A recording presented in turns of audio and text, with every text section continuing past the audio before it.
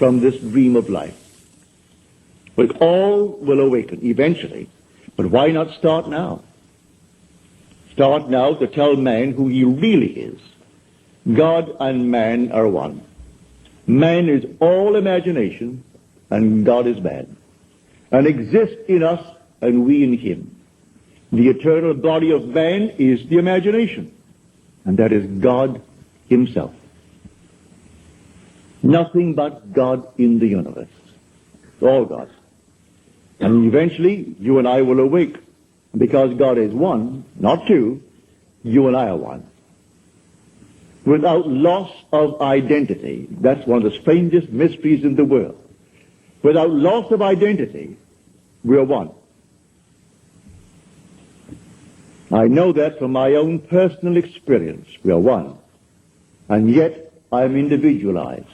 And you are individualized. And we tend forever and forever toward ever greater and greater individualization. And yet, we are one.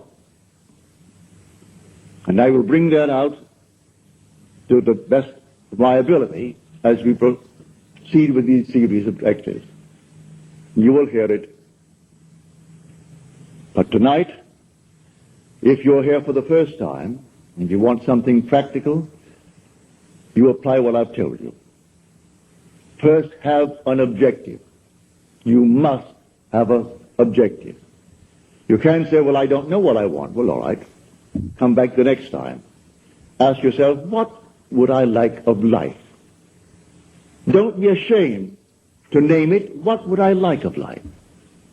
Well, then, try to get some objective. Now, prayer, as far as I'm concerned, is nothing more than the subjective appropriation of the objective hope. That is the way to success. I appropriate it subjectively. How do I appropriate a state subjectively? Well, suppose now, this very moment, I wanted a ball, an ordinary baseball. But there isn't a baseball in the room, all right? But I want one. I would actually assume that I am holding a baseball in my hand until I can feel it. You think you can't feel it?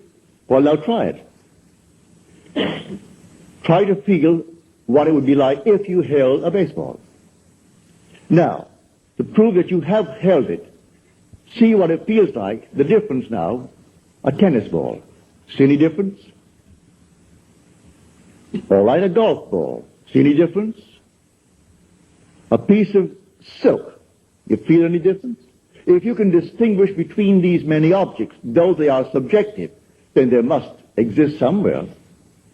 If you can actually separate them in your mind's eye and distinguish between these objects, I can begin to feel, begin to sense, begin to smell a rose. Well, a rose doesn't smell or doesn't actually have the odor of another flower. I can detect the rose. Now a lily, an Easter lily. I can detect that. Well, what does it do? Well, I'm going to get them. Someone will think of Neville and send him a flower. And it's going to be the flower that I'm going to actually feel and touch and smell. It works that way. Money has an odor. It's unlike any odor in the world. It's more fragrant to the miser than the most marvelous perfume in the world. He can tell it. You put a money bag to his face, and it's like putting roses to mine. He loves it. He can smell money, can feel it. Money has a distinct feel about it. Put a $20 bill in your hand and ask you to feel it, and then put another piece of paper in your hand, and you can tell the difference. There's a difference. It is an odor to it. All this is part of the inner man, that all things are possible to him. Try it. Before you condemn it, try it. And if you have the evidence to support my claim, well, then it doesn't matter what the world will tell you. If he laughs at you, so what? So they laughed at everyone who had an idea that seemed a little bit off-center. Always laughed at him.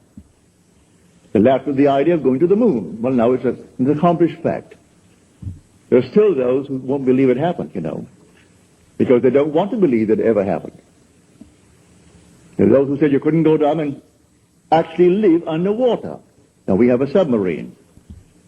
There are still those who won't believe it. You can present them with all the facts in the world, and they won't believe it. So I tell you, you try it first. And if it proves itself in performance, it doesn't really matter what the whole vast world thinks. Go about your Father's business, which is yourself, and then live a full and wonderful life in this world of Caesar. And the day will come, you will actually depart this world. I mean this age. Because those who are departing it now, unless they are awakened, they still find themselves in a world just like this. But those who have awakened, who have experienced the second birth, the birth from above, find themselves in an entirely different age, where they're all imagination. And they are perfect. And wherever they go, everything is perfect. They don't have to raise a finger to make anything perfect, because they're perfect. All things must conform to them, for they're perfect. That's heaven. So heaven is not an area, it's not a realm, it's a body. And when that body is awakened within you, which is the wonderful human imagination completely awake, then wherever you go clothed in that body that is completely awake, everything is perfect. If you found yourself in a forest of dead trees, they'd all burst into foliage. In the desert, it would all bloom like the rose. Because you are there. No blind man, deaf man, no handicapped man could stand in your presence. He would be instantly transformed into a perfect man because you are perfect. That's heaven. It's harmony. So it's not a place where you're going to go, pearly streets and all that nonsense. No. It's just simply you in a world that is perfect because you are perfect. And the day will come, you will awaken that body, for it's in you now. That body is in you, but it's sound asleep. And one day you will experience the resurrection. And you'll know the mystery of the resurrection. When you rise, and you rise within yourself. For the grave in which Christ is buried, which the Lord is buried, is your own skull. That's where he's buried. And in that tomb where he is buried, one day he will awake, and he will come out of that tomb. And it's you who comes out of the tomb, and you'll know who you are. He is buried in every child in the world, this universal being, and yet one. Billions of us, and yet only one Lord. And that one Lord, in his fullness, is buried in you, individually. And when you awaken, you are he. So tonight, take a goal. Make it a lovely goal, either for yourself or for another. Any time that you exercise your imagination lovingly on behalf of another, you're mediating God to that other. So, bring a friend before your mind's eye. Represent him to yourself as the man or the woman that you would like them to be. And don't tell them, ask for no praise, just assume that they're talking to you and telling you the most marvelous news about themselves. And you congratulate them on that good news. And go your own way. Believe in the reality of that imaginal act. It may happen tomorrow. It may happen the day after, or a week later, or a month later. It has its own appointed hour, and it is ripening, and it's going to flower. So don't be concerned. Leave it alone. And it will come to pass. So this is what I mean by feeling is the secret. I catch the mood, the feeling that would be mine if I were what I want to be. I don't have to touch something. I can if I want to. But it's the mood I'm speaking of.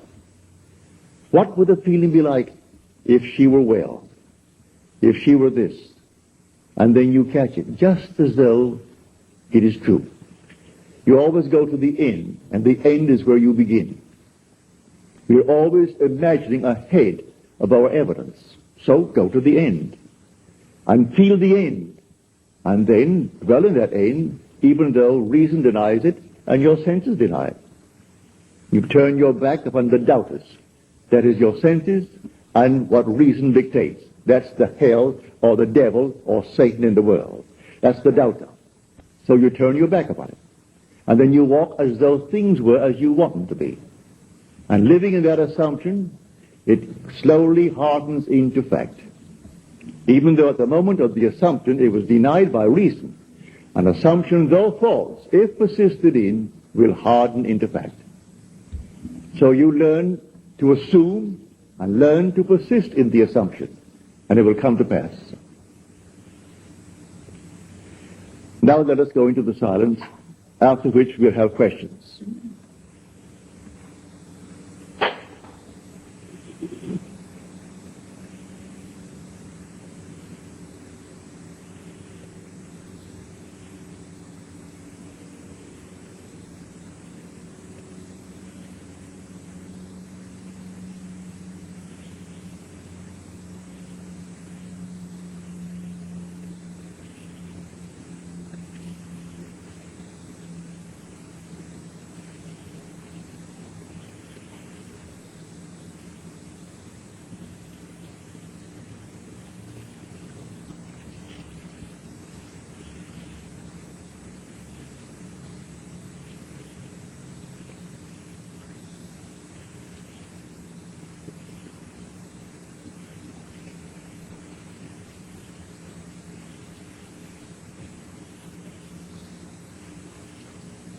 Good. Well, I hope you call it good mood. It'll work. Now, are there any questions, please?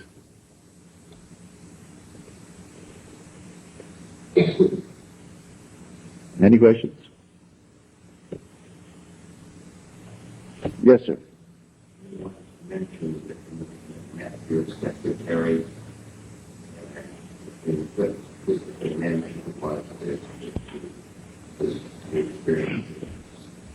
Well, to answer your question, I must go back and explain it to those who are here for the first time. No. I make the statement based upon my own experience that nothing dies. And that's not only true of man, it's true of the flowers, of the animal world, of the trees, of everything. Nothing dies. I am the God of the living, not of the dead. So nothing dies. The little flower that blooms once, blooms forever. It's renewed by the seed of contemplative thought. Well, I had a wonderful friend and secretary. He died suddenly at the age of 50 when I was out here. I then lived in New York City. He was born in Haverstraw, New York, which is upstate New York. He lived in Manhattan and took care of my books and took care of all of my business affairs. When I got a cable saying that he was dead, they found his body on the floor the next morning when they went in to clean, and I must come back and take care of the funeral affairs. So I went back. I have two sister-in-laws. My wife is one of three girls. The other two are pillars of the Episcopal Church. The older of the two lives in Summit, New Jersey. And she's always said to me, you know, I like you personally as a brother-in-law because you're kind to my sister and to your child, and for that I like you. But I don't believe one word you talk about. That's not my God. I said, all right. She said, I don't believe in immortality. Don't believe in survival. I said, you call yourself a Christian? She said, what has that to do with it? I said, did you realize that the Christian foundation is the fatherhood of God, the brotherhood of man, and life everlasting? You run out one of these and it's going to collapse? No, she didn't say a word. She said, I still don't believe what you teach. Certainly all right. Well, he died in August. I went back and took care of the funeral. In the next year, I presume around January or February, I found myself consciously in that world where Jack is. I do it time and time again. This does not restrain me. I can put it on a bed and find myself in another world. It isn't out there. It's right here. They're penetrating each other and yet not interfering with each other. And here is Jack. And here is my sister-in-law, Al. I call her Al. Her name is Alice. And she said to me, I still don't believe what you teach, you know. I said, how can you say that when you see Jack? She said, what has Jack to do with it? I said, don't you know that Jack died? Jack then spoke to me, who's dead? I said, you aren't dead, Jack, but you died. I went to your funeral. I paid for it. I got you a good Catholic funeral, Jack. Because your sister insisted that you must be given a nice Catholic funeral. I didn't cremate you. I put you in holy ground, Jack. I got a priest, and the priest did all the little things he has to do, so you're very well planted. He looked at me as well, I'm in